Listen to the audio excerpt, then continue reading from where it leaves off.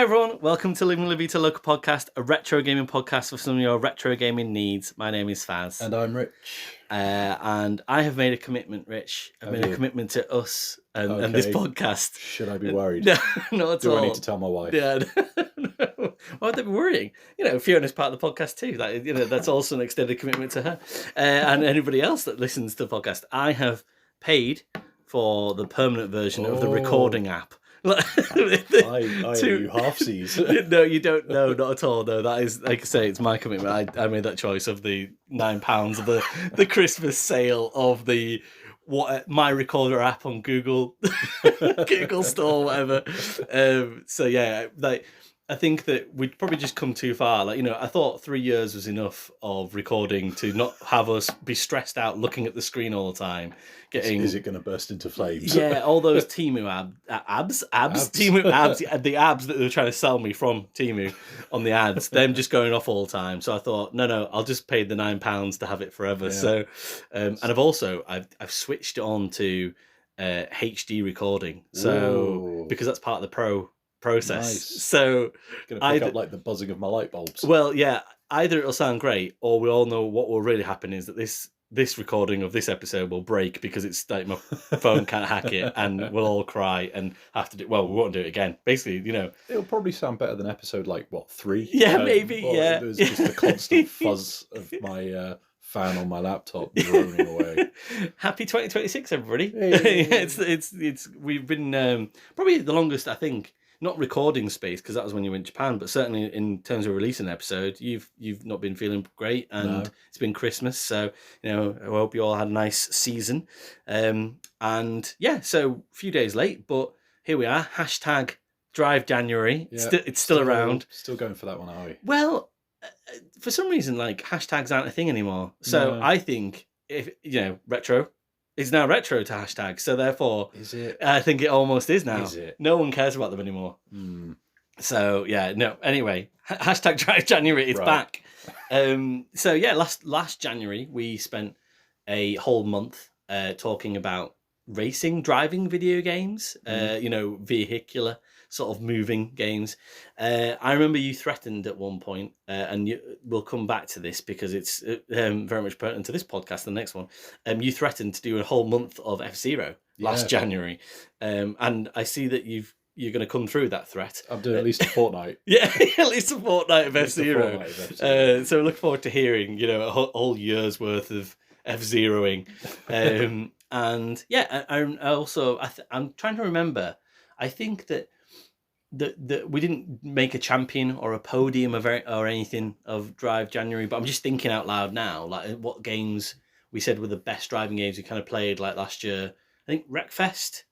Wreckfest would stand Rally 2, chance. maybe. For some reason, the one that immediately leapt to mind for me was Driver San Francisco. Oh yeah. I think that's probably I think that feels like my heart trying to tell me something.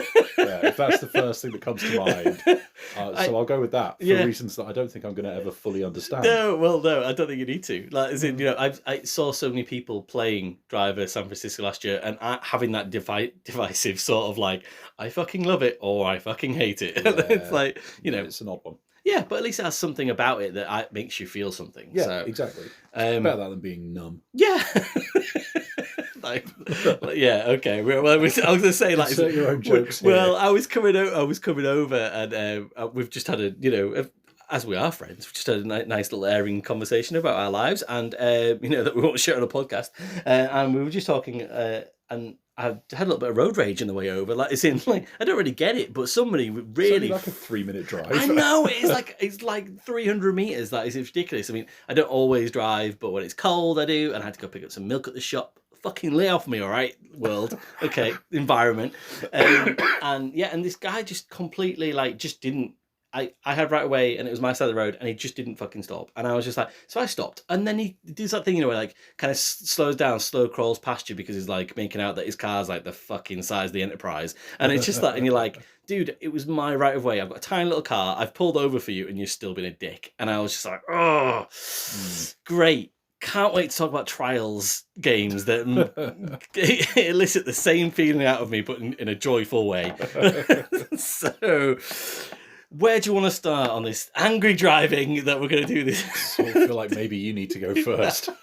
Well, yeah, okay, let's do that. Let's get trials out of the way, and then we can kind of do F-Zero X, because you're going to do X today, and then next week you're going to do GX, or you're going to... Yeah, I think so. Although, truth be told, I've probably played gravel most recently because I haven't had to think about it. Yeah, fair enough. Full disclosure, I was trying to play F-Zero GX while I was ill, and one of my big criticisms of it was like falling off the track constantly, and then I realised the game was constantly putting me in a flow state, and I was nearly falling asleep at the wheel. So yeah, I've not played as much of F-Zero X or GX as I'd have liked, but I am quite happy to talk about them. I was going to say, I think you've probably... my feeling is that you've probably played enough of them over your lifespan to be able to sort of say... F-Zero X, yes. GX, less so. Okay. But I'm reasonably sure I know what I want to say about it. Yeah, fair enough. I think I've got my opinion, but it's not based on dozens of hours of play. Let's just see what happens. Okay, Yeah. So I'm going to go first then. Yeah, and kind of carry that absolute fury from my 300-meter drive. Get fueled by rage. And carry it on through trials. So when I'm speaking about trials, we're talking about Trials HD, which came out in 2009 on Xbox Live Arcade. And I've also played on Trials Fusion, which was a 2014 game on Xbox One, and also Trials Rising on 2019. I played all these games when they came out. Right. I skipped Evolution because I didn't really have the 360. It was a bit of a weird sort of time for me. That is and funnily enough, Evolution's quite... Even though I'd say when you look around, looking at this whole trial series, seems to be the one that people like the most, I think, or have the fondest memories of. Right. You can't get it on Xbox Store anymore. These one, all the rest of them are on either Game Pass or you can buy them. Evolution, for some reason, I don't know what it is, because it's the same developers. Like Ubisoft had already bought them by that point, Red Link. So I don't really know why, but for some reason, Evolution, it just isn't there. So that's weird. So Trials HD then. So I think that this is a bit of a weird one, because Trials started out. Did you play it much tall when you were younger, or older? Or I dabbled a little bit. I want to say with like a demo, it might have been on Live Arcade way back. And it reminded me of a game that I used to play on, like, I can't remember if it was on Newgrounds or something similar, but it was that sort of like Flash, like browser-based game. So it might well have been Trials, because it started in 2000 as a Flash game. Interesting. It was a PC Flash game. Maybe it was then. I don't know if I can't remember ever playing something that was ever given the moniker of Trials, but certainly that's what it was called. So, sort of thing. Yeah. So Red Links existed as a almost like mobile / PC Flash game publisher. Right. Before they kind of came and did Trials HD, they did Trials and Trials 2, I think it was. And yeah, so I don't remember seeing them. I've just researched it a little bit, and I was like, oh, holy shit, how much Flash games were there in the year 2000? That's quite a few. All my IT lesson used to be pretty much consisting of... do I say this out loud? I am going to say it out loud. My IT lessons consisted of either Flash games or... me and a couple of friends not doing it because we were 13/14, like trying to break the firewall to look at anime. What would you I think the word would be hentai playground or something like that anyway. So you know, like at school. And I was going to say that as a joke, but so... we're here now. Sure. And I remember distinctly being in the headmaster's office for that kind of stuff. So yeah, not the Newgrounds Flash games, but yeah. And it wasn't so much that it. Anyway, right, let's stop. Anyway, so Flash games. I was like 13. No. Anyway, so yeah, they've done Red Links. Red Links have done like Engage games. Funnily enough, apparently, I don't know what they did, but I'd be interested to find out. I just didn't research hard enough. So yeah, they did Trials HD. I think they did Evolution by themselves as developers and publishers, and then Ubisoft bought them in 2011. Right, and then it became, you had Fusion and then Rising, and then you've not had anything now for what is now 7 years, 7 calendar years, and you won't be seeing anything soon, I don't believe, because as is wonderful in the gaming world nowadays, all of the big publishers and developers buy these companies and then run them into the fucking ground. And Red Lynx has undergone a bit of a reversal of fortunes in so much that they've come up, done the Trials games, and now they're back doing on a small team. People let go, obviously, mobile games and things like that again. So not even being like a kind of satellite studio for no, Assassin's Creed or anything no, like that. no. I think they do help out on certain things, but from what I last read was that don't expect a Trials game anytime soon. Right. And that a lot of the team doesn't exist anymore. So yeah. Horrible stuff, but for a little while it shone brightly as a series. Sort of, well, even 20 years for them, really. But from a console point of view, a 10-year period. So, yeah, I'm going to spend most time talking about Trials HD because I feel like Fusion and Rising, whilst they are entirely their own game, once you talk about what the concept is and how Trials HD works, you kind of get an idea of most of the concept of the game, and then Fusion and Rising do their own thing with that. And it is important to talk about the distinction, but the main core concept of the game, you can tell that they probably didn't change how the physics or the puzzling of the physics worked from 2009 to 2019. I don't think they had to. It was so bob on in 2009 in that live arcade version in terms of being able to manipulate the motocross bike, and that it just feels like they didn't really have to change that. They just had to tag things on. And when I say had to, because didn't they end up with like Trials of the Blood Dragon? Yes, so that is a spin-off. And funnily enough, like that has always sat on my backlog, and I think we're maybe going to do some Far Cry games at some point. Probably should. Yeah, and I think I kind of had that down to do, and then funnily enough did these Trials games, and I was like, oh, it's a Trials game. I didn't even realize it was until I started researching this. So yeah, like I said, it's a physics kind of based. It is, I'd say, like a puzzle game almost in its way. That isn't you are on a motocross bike, and in HD you are completely in the 2D plane, but with 3D graphics. So, and as the name would suggest, it's in high definition. For it being in high definition, playing it nowadays, it looks kind of muddy. Like, you can tell that it was an independent developer putting something out in 2009. It kind of has that brown colouring to everything sort of situation that you kind of experienced at the end of 360 PS3 era. So it's not like horrendous graphically, but it could have been. It does. You can see the development of that during the series to 2019, and probably looking the best it ever did at the end of its era. So yeah, you drive these bikes, and it's such a simple concept, and that's what's brilliant about it. Really, is that you kind of only really accelerate. You can stop effectively with a brake button. You very rarely use that apart from when you're trying to traverse in certain ways. You can move your bike forward, you can move it backward, and then you kind of control the pitch of your bike with the analog stick, either leaning forward or backwards with your rider. And that's kind of it, really. Which, if you've never played a Trials game before, that sounds like there's not a lot to it. But there's so much, so much to try and. They develop the levels really, really well to make it that everything is a trial or a test, to the point where it gets really fucking hard. Because I do remember from the what little of it I played that it's basically, sorry, I'm going to cough again. You crack on. It's basically like you're micromanaging the bike, right? And I do remember, even just from that little demo, it being quite difficult quite quickly. Yeah. So there's 35 levels, and they go from easy to extreme, and I would say by the medium setting, that's when you start getting to the point where you're like, right, okay, no, I need to really puzzle my way through this and work out, and so you kind of get as many goes as you want, really, but there is a gold, silver, bronze level to passing the levels, and you do have to get a medal to get to the next available rung of levels. I think that for when I was playing the other week, I think that everything becomes available in one level of difficulty if you then get onto that level of difficulty.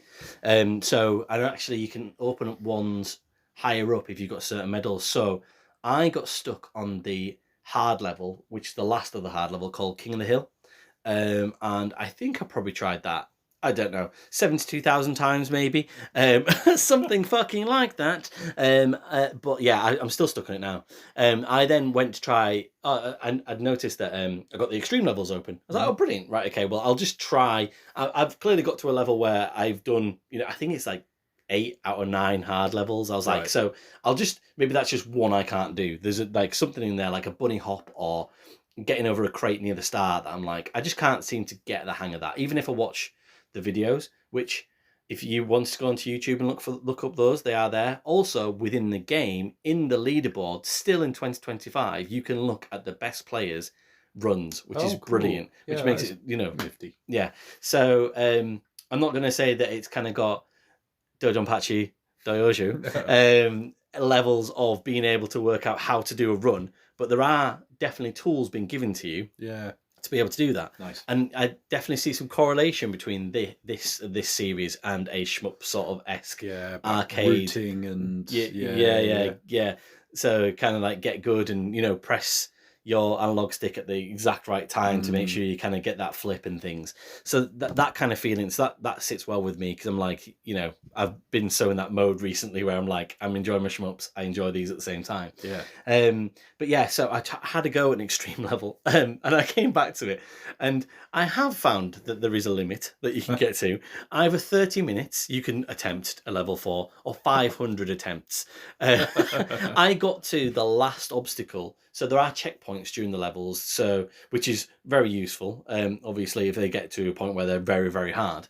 I got to the last checkpoint. I could see the finish line like after the next obstacle, and I probably got there in about 25, 30 attempts.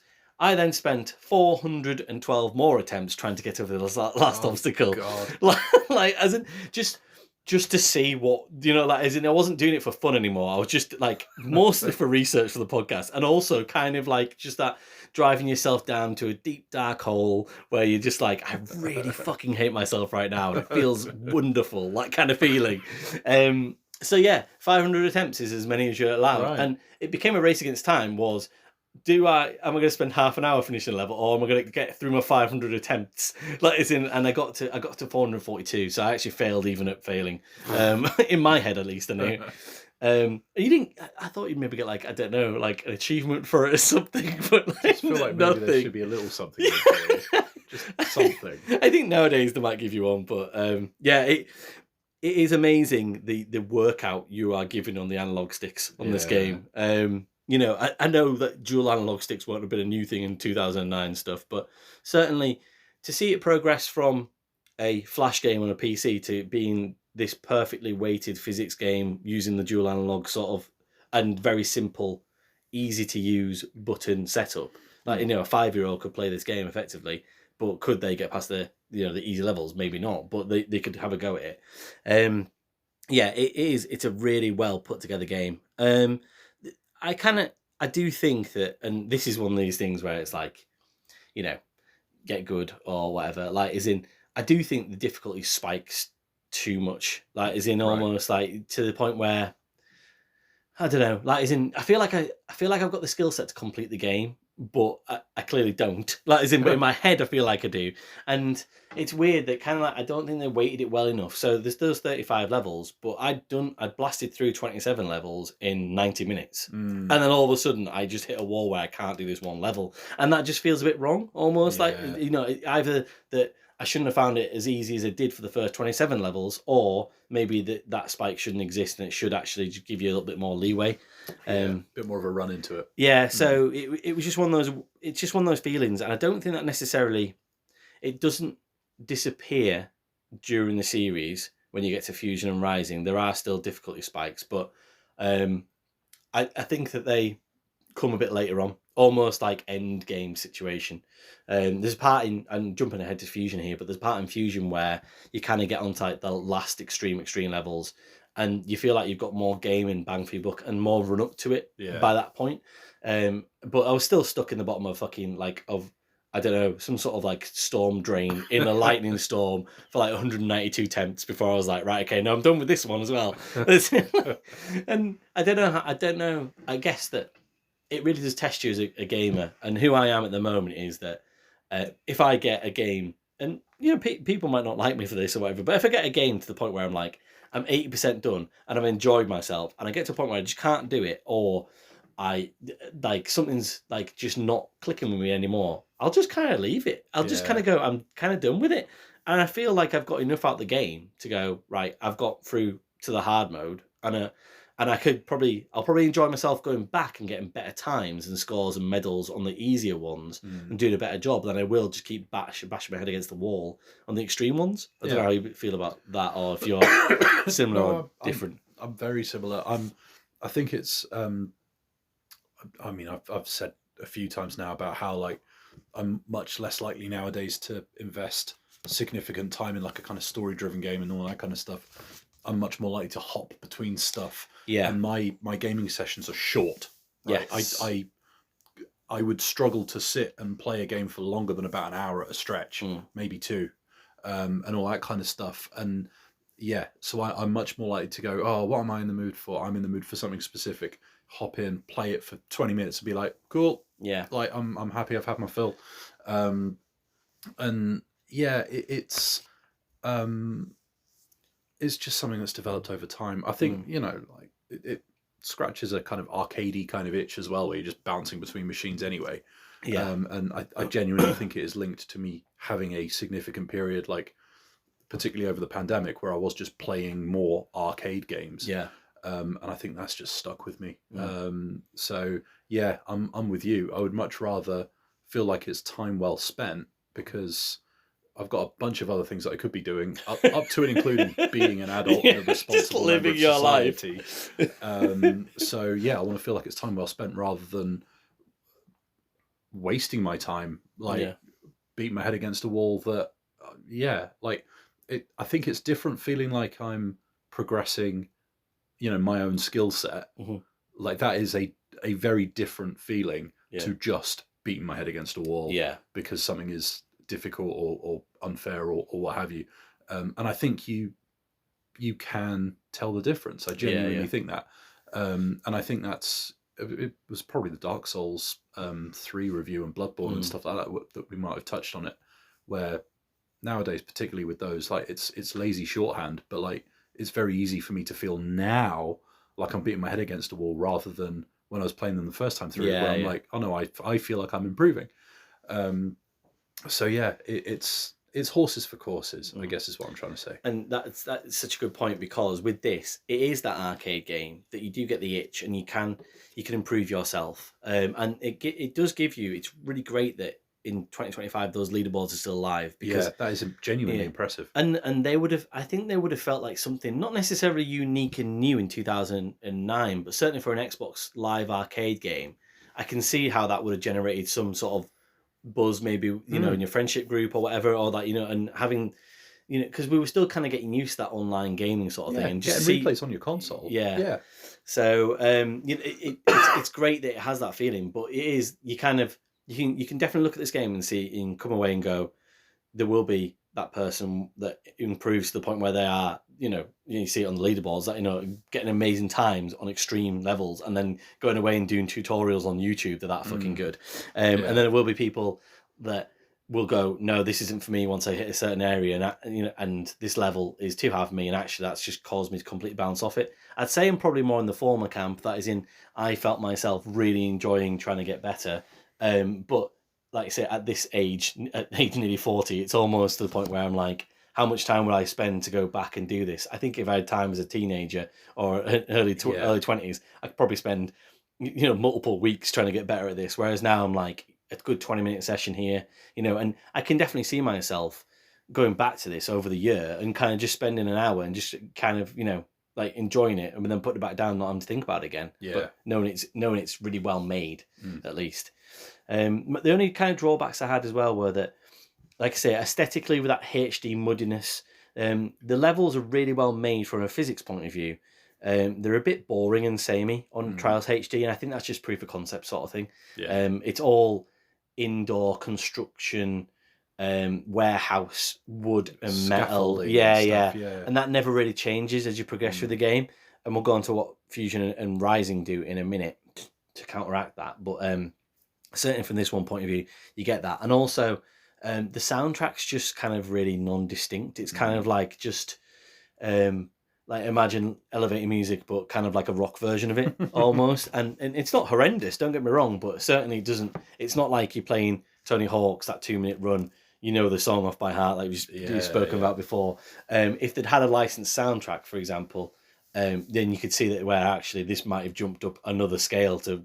It might have been people's Tony Hawk's. It might have been that formative sort of thing, like for people. And I don't know whether or not that is the case. You know what? I wonder if that's how come Evolution might not be on stores anymore. Oh, Maybe I don't know if it had a licensed soundtrack, but you know, if we're trying to think of a reason why it might not exist, like that would do it. Yeah, I mean, well, the thing is, like, and this is exactly a reason for people screaming and shouting probably at the podcast right now. This is a reason for physical gaming. That is, if you've got an Xbox 360 and having it on disc, you can play it.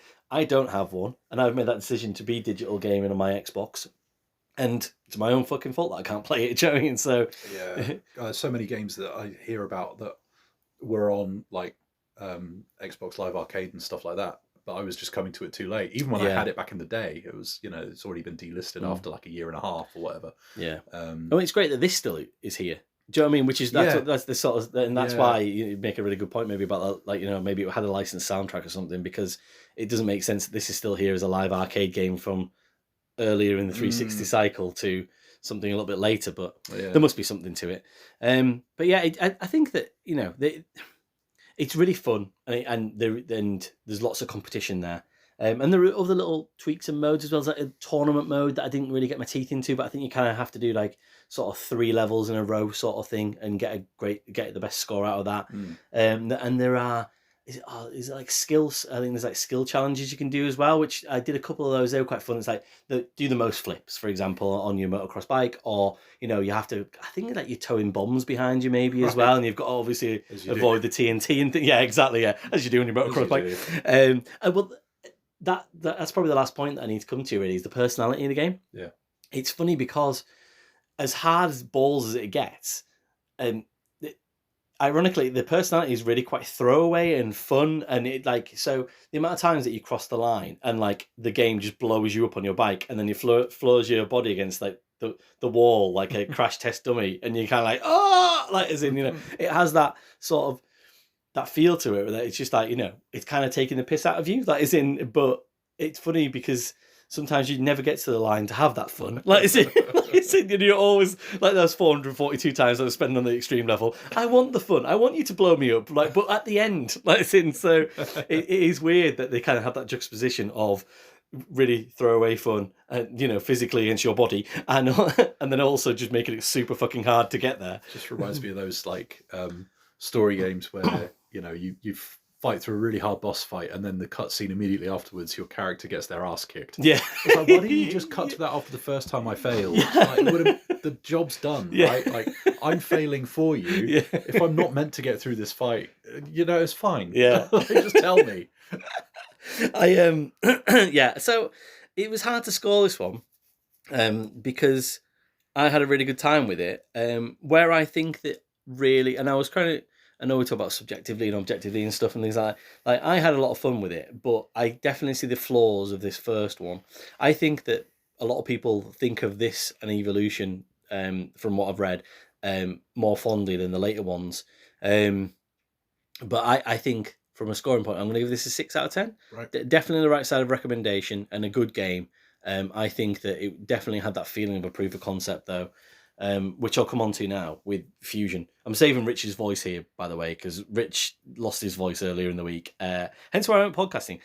The amount of podcasts I've listened to this week where people have had like laryngitis and just coming back from it and stuff. Man. So, you know, well done trooping through.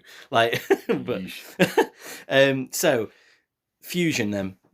I won't go into these games as much in depth, but I will give them a score, because I have played a significant chunk of these games as well. Like, so I realised when I went back onto Fusion, and this is one of those rare occasions where it does a really good job, and Ubisoft probably do a really good job actually of tracking I'd say older games, not really older games, but games in the internet era, certainly in the last sort of 15 years, where your stats still exist and some ghost data from your friends still exist. That's So, pretty cool. yeah, hi friends out there who played like Fusion, for example. There's like 5 or 6 people that have got scores, and I was like, brilliant, I can still try and improve myself against these. It's awesome. That's cool. So I found that I'd completed 68% of Trials Fusion originally. And there are still available, which is brilliant, on Track Central, which is the place you can build tracks. Oh, I forgot to say about HD as well. Carrying on through the series, there's a really good in-depth track builder. Nice. Like Hot Wheels-esque. So, yeah, and even from the first one, it's good, and it carries on being that way as well. Cool. But in this one, and there was something called Track Central. As you can imagine, Ubisoft have to put their paint all over it and sort of like, everyone come here and build your tracks, etc. 223,000 tracks that you can play on Track Central. Yeah, exactly. So if you really do like Trials Fusion, it's there. So the things that are a little bit different about this then, the setting is a space age setting, and there is a little bit of a story, almost like Portal, that is in sort of like some out of control AI, and they kind of become, if you want them to, your narrators. That is in they kind of talk like whilst you're doing the tracks and so, but you can also very easily switch that off as well. That is in, so it doesn't need to distract you from the main thrust of the game. The physics is exactly the same. The concept is that you take a bike over sort of different jumps and different obstacles. They just become more elaborate and a bit basically it's like slapping a massive rainbow over Trials HD effectively, to the point where the DLC for this, you can ride a unicorn. Like as in, excellent. So yeah, and I think that, do you ride a Red Lynx as well? Maybe, I can't remember exactly. Are you a Red Lynx? I can't remember. I didn't do it this time round, but yeah, you kind of get to the point where they clearly know that they're just sort of adding all these extra bits on, and you can see all the Ubisoftification of things in this. Icons on a minimap everywhere. Well, sorry. So keep that till Rising, because that is what happens in Rising. Fair enough. More so, this is why I think this is the sweet spot for me, because it has a linear progression, a lot like what you get in Trials HD, but you do get the good stuff from Ubisoft, almost like the stats, like I said, and all the ghost data, and enough customization of your character. For example, like so you can earn things for them to wear, and there's more bikes. So in the first one, I think there's only like one or two bikes maybe in the first one, whereas in this one there's like a multitude of bikes with different attributes, and there's quad bikes as well that you can go on, and aforementioned unicorns. So there's some really cool stuff. There's, as well as the goal of reaching the end of the level as quickly as possible, or like in a certain fashion. There are skills that have been put into this, tricks you can do. They're kind of, certainly on most of the main levels, superfluous, but there are specific levels that you, like at the end of each, I guess, level or world, if you will, the world being a difficulty level, there is like a trick level that you can do, and that kind of increases in trick difficulty as well, but you don't have to pass that to get to the next level, just like the first game. So it's really useful, because actually it means that you can progress. So I again, on this one, I progressed all the way to extreme, and then that's where my 68% took me up to, apparently. So there was things that I could go back and do better. I got like quite a few silver medals on the hard, and then extreme, I think I'd done about 3 out of the 10 levels, and but I definitely did more and found it a little bit easier than Trials HD, but there still was like a massive spike towards the end. But I guess if you call them something extreme, it is extreme. I guess it's fair enough. So, but yeah, I definitely felt like this had, it did a better job of mixing the personality that it was kind of going for in the first game, but kind of missed out a little bit. That fun sort of, like crash test dummy situation. And there's a lot more going on in the background that is, again, you don't need it, but it just makes it a nicer place to live and work and play. Like, it just feels like a bit more of a playground. Like, and you get that you feel like you're at a theme park in this one, rather than down the construction site, where you're going to get hit over the head by some, construction worker that doesn't like you being there because you're fucking biking all over his shit. So yeah, I think this one's a little bit better. I don't think a lot of people would think that, because you kind of get that sort of, sugar in your teeth Ubisoft sort of thing. But I don't think the physics feel any worse, and I feel like there's a little bit more to this. and the progression felt a bit more, just steady and leveled off. So this was a 7 for me, and it was my favourite of the series. So yeah, that was from Fusion 2014, and that's my recommendation. People might disagree, but certainly out of the 3 that I've played, that was the one I'd go to. Rising. What's the problem with Rising? You've just mentioned it already. That is insane. Does it involve mini maps and small icons? It does. So in Rising, you just see so you jump the shark, but probably literally jump the shark in this. Right. That is in. So the only thing that I'd say, not only thing, but one of the best features of Rising is that they start to take it from a bit of a 2D only situation to driving into the screen more and putting more I guess that 3D world onto jumps and things, and that looks pretty cool if I'm going to be honest. And it does add a level of difficulty because you do have to sometimes you have to judge. It's about taking your foot off the accelerator rather than going up a ramp as fast as you can almost to get to the next level that you're going to go to. So there's a lot more of that, which is pleasing. One of the things that I noticed in this the other day, and I was speaking to a chap called Where's the Save Point on Instagram about this, and he was sort of saying how much he loves the Trials games, and I was sort of saying, oh yeah, and I was talking about my 442 attempts on Trials HD, and then I went from that and I went on to Trials Rising, and I went on to, I can't remember what it's called, like a mega arena or something, and I went onto it and I thought it was just a normal level. It was a 30-minute fucking level, and it was like, and I failed on that like 100 times, and it was just like it was just so weird that it's kind of like on these mini maps, like it doesn't. I stumbled into that. I didn't really mean to go on a level that was going to last me 30 minutes. I was going for a level that was going to last me 7 minutes. And it never really kind of tells you that's going to happen. And you've kind of got, what have you got on here? That is, I've written them down because I can't remember. So it's a map full of it's like stats, coins you collect, which obviously unlock crates and fucking shit like that. Acorns, you collect acorns, but of course you can buy acorns, microtransactions. Comparative rides, events, like is in these mega events. There's just so much over this map. And going back to it, to my save, I was like, where the fuck am I? What am I even doing here? Like, as in, what have I unlocked? Which level do I need to go to next? And it's on a world map, an actual world map.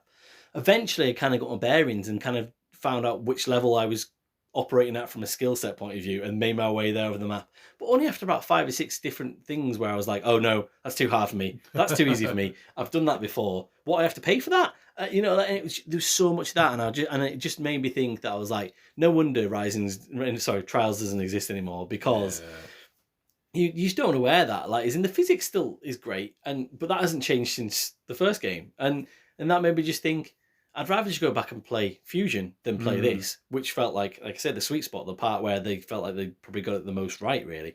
And as long as you don't get bored doing that and going over the same levels, and I guess that there's nothing to stop you doing that forever. And then all of a sudden I go, oh yeah, there's those 225,000 tracks that people have built. I'll probably just go play those, because then I don't really have to play Rising. So there's nothing necessarily wrong with the game. It was just, it got to that point where Ubisoft in 2019, it just like, as it was with fucking everything and every one of their games back then. And I know they've kind of tried to peel that back a bit recently, but they're still kind of sat in that. Everyone knows when they see that kind of screen, and this was full of it, really. So yeah, it's just bullshit. It was just bullshit. I wasn't prepared to wear, basically. And I looked up and it was like, you've got 12 crates to unlock, and I was like, fucking hell! I was like, I don't want to do that. Like, it's just like, and it's like, oh, what'd you get out of it? Like a cowboy hat and stuff. And I'm like, oh god, like, press the next crate, and then I was like, just think of like the 13 seconds of loading time that this crate's doing to open. I'm actually wasting my physical life. That isn't more so than trying to get up that fucking obstacle in the first game. Like, is it in my head? I am, at least. Even though that's harder, making me angrier, I'm still enjoying that more than this fucking crate system they've got going on. This microtransaction horseshit. So yeah, that was a bit of the game's still good from a gaming point of view, but you have to go past all that crap. Go find it. Yeah, so that was a 6 for me. Kind of the same level as Trials HD, but like they're definitely chalk and cheese from each other. So it depends on what you like. I definitely liked what Rising was trying with the 3D jumping into the screen rather than it being just 2D all the way along. and trying something different. But yeah, you've just got to get past the crap to get to that, really. And if you can be bothered, that is anyway. So, but yeah, I really enjoyed trying all three of them out and sort of seeing which fit for me best. And everyone was completely different. And yeah, I'd love to play Evolution at some point because of the great reviews that it gets, and everyone says that's the best one. So I say everybody. I always say that everybody, everywhere, all 8 billion people that are sat on that fucking world map on, with the icons. So yeah, right. There's 40 minutes of me speaking. I know you don't have much voice, but I really need to stop. So yeah, no, that is understandable. Thank you. F-Zero X is really, really good. But in all seriousness, though, like, what am I going to add to this? Right, it is highly regarded. I think for me, like it would be easy to go back, look at it, and go, oh, but it's a bit bare bones, isn't it? Like, in terms of the number of tracks, what it looks like it is very, very pared back. Yeah. So I've played this. I said I was going to stop talking, but I'm not. Sorry, love the sound of my voice, but just I guess to sort of my experience of it is I've played this quite a bit recently, but only one track, just because I was trying to do a time trial challenge with the Retro Slice Gaming Discord that I'm part of. Hi guys, and yeah, the amazing way that people just get amazing times by just shaving off the like milliseconds every single time and tiniest increments. But I definitely felt from the one track that I was playing over and over and over, and I know that's not a very nice way to review a game because that doesn't show you everything, but certainly it felt very bare bones. Yeah, it didn't feel like there was a lot there apart from like a couple of like I guess mechanisms, but from what I could see there wasn't a lot there. Yeah, so to just look at it, it's very simplistic, but that is because you've got 30 people on a track, the frame rate barely drops if at all, and it's on a flipping N64 in 1998. Yeah. And when you're there at the time, this felt like witchcraft. Like how could this be running? And I think I think that quite a few people would understandably point at F-Zero GX and go, well, that's the pinnacle of the series. There's your evolutionary endpoint, and this was F-Zero X was a stepping stone. For me, I will always have a soft spot for F-Zero X. Like, it was the first one that I played, and yeah, like even compared to like the SNES version, graphically, there's a bit of charm missing from it, I think is fair to say. And it's only when you get to the GameCube with GX do you start to get some of that back, some of that detail on the ships and things like that back again. Can I just sort of ask as well then? Because I'm guessing probably, I can't remember the time exactly, but would Wipeout 3 be out at this point maybe on the PS1? Good question. Could I level from what I've played of both games, only little, but certainly I felt like there was way more detail in Wipeout 3 than there was in F-Zero X, and I'm surprised that it's so well regarded. But this going to sound like one of those I had a PS1, you had an N64, that it's not meant to, but do you know what I mean? Like, as in, it just, from going back and playing them both, like, as in, I thought there was a quite distinct difference in how much was going on in Wipeout compared to F-Zero. Yeah, I think you're probably right. And to be honest with you, going back and play, because I haven't played F-Zero X for a while, going back and playing it this time round, I was kind of surprised at like how bare bones it was and how flat the textures were and stuff like that. So yeah, like in my head, say, Captain Falco's ship, just for ease. And the default ship, and in my head, the ship in F-Zero X actually looks like it does in GX, but going back and playing it, that is absolutely not the case. So my brain is doing a lot of the heavy lifting, I guess, when it comes to the graphics, is what I'm trying to get at. Okay. But also, again, 1998, you were probably playing it on a little cathode ray tube telly, and things are going to be blurry and all that kind of stuff. So it's, nowadays, when the camera's zooming in, you can see the point where it switches from like 4 polygons to possibly double digits. Yeah, fair. And whereas you wouldn't necessarily have had that. And so, yeah, like, I guess my point is, graphically, it's not much of a looker, really. But, you know, these are 30 floating ships above a course that's suspended up in the ether. Yeah, 28 years old. I'm just thinking. Yeah, exactly. So- and it moves at a clip as well. So for me, I think the graphical trade-off is worth it for the technical prowess, for having 30 vehicles on the track. Well, no one else does it, really. I mean, only now you get into Mario Kart World having 24, for example, and stuff like that. Exactly. It was for so long. It was the only way to have like a massive race like that. And you know, multiplayer and all that kind of stuff. Like, sure, you couldn't do full 30 people because it was the N64, but you could do quite a few compared to a PlayStation and stuff like that. So, like, yeah, I think it was the right move. I think for just getting it to move fast. And I quite like the sort of risk reward mechanic for the boost and your sort of shield. So, you know, you bounce off the walls or whatever and it can go down, but as soon as you're past lap 1, you can also sacrifice some of that energy for a boost.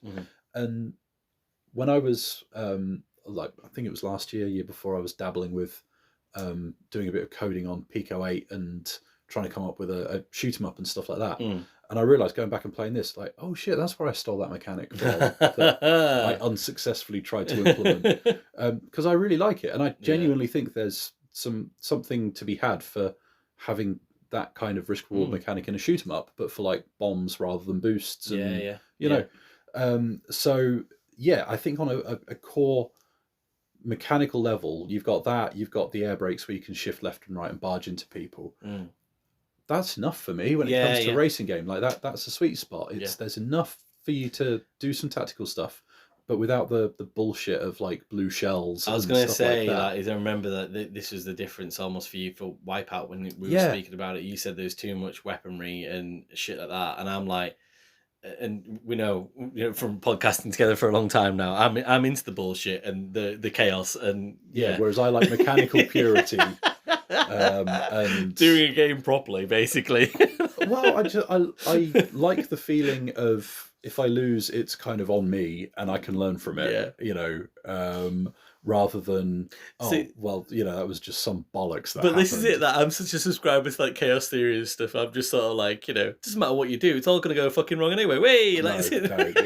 Like Eddie Kingston. There's no control. The wrestler Eddie Kingston put it as, I win or I learn. And it's like, no, I want to win or I learn. So yeah. And I guess the snags you get are like, where the tracks are, you know, these big sweeping, twisty turny, you know, tubes, pipes, tracks, flat bits, elongated bits with no fences, whatever. Occasionally, weirdly for a friggin' racing game, I did manage to get the camera to wig out a little bit. Oh, okay. And so, like, there were a couple of times where I'd be trying to, like, I don't know, do a tight turn going up a hill or something like that, and the camera would basically almost be pointing straight down, so I couldn't really see where I was going. And that's the point where you're like, okay, well, there's learning the track, and there's having to learn the track to counteract whatever this is, which was not ideal. But yeah, like, there's in terms of modes and stuff as well, you don't have a lot of variations available. You've got the Grand Prix, where, you know, by its nature, it's designed for repeated plays of difficulty levels of the same cups and the same tracks and all that kind of stuff to unlock characters. You've got Death Race, which is, you know, knocking people out, literally, I guess. That sounds like my mode. And a Versus, and there's not much else to speak of past that, really.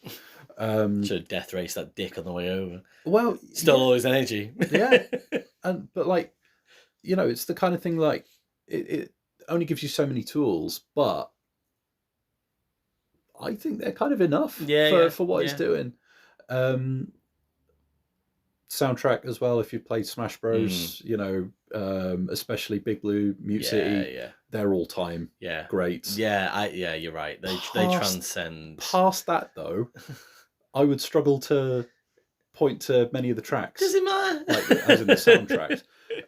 But like, yeah, A, does it matter? B, given how little there is in the game, okay, fair enough. Perhaps having more than a couple of really memorable track and you know, music track combinations might be good. I mean, wouldn't be a bad thing. If you think that the Mario Kart 8 version on the deluxe pack of Big Blue, like that song is stuck in my 8-year-old's head. And he constantly comes into the house, like pretending he's driving a Mario Kart, going din din. That is in his. It's just so you know, like it's a good song. Like and I think that weirdly, not wishing to get too far ahead of myself for the next episode, but F-Zero GX, I'm not a huge fan of those remixes. Okay. And I've realised that whenever the tracks from Big Blue and Mute City come to my head, it's these versions are always the ones that are just hitting me front and centre. Yeah.